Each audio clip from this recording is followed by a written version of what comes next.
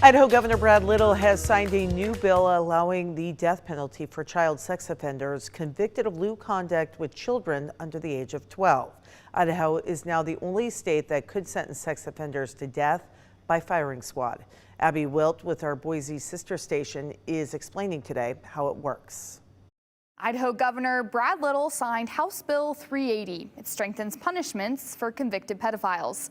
Members of the House and Senate say it was time for Idaho to catch up to other states and create stricter punishments for pedophiles.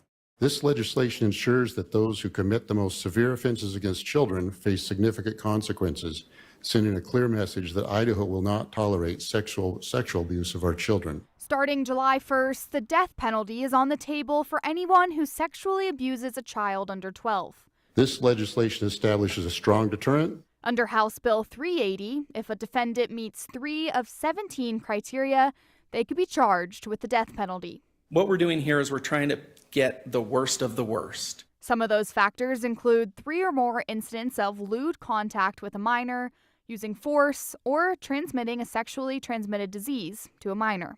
I don't think there's any excuse to be messing around with kids under 12 years of age. There's none.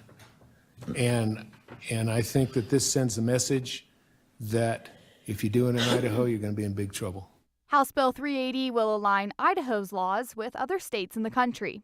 Idaho currently has some of the most lenient statutes for child molestation and child rape in the nation. We're going to have to give notice of what the aggravated offenses are. The bill defines what exactly is considered, quote, lewd. House lawmakers say clearly outlining unacceptable behavior could help children feel more comfortable coming forward. Governor Brad Little wrote in a statement, quote, just like capital murder destroys lives, aggravated sexual abuse of a young child devastates victims and families for generations. Attorney General Raul Labrador also wrote to KTVB in a statement, quote, Idaho's children and future generations deserve that measure of protection. Lawmakers presented this bill last year and it didn't pass, so after adjusting the wording and the language of the bill to make it more clear, it passed this year almost unanimously. It'll go into effect July 1st. Reporting in Boise, Abby Wilt.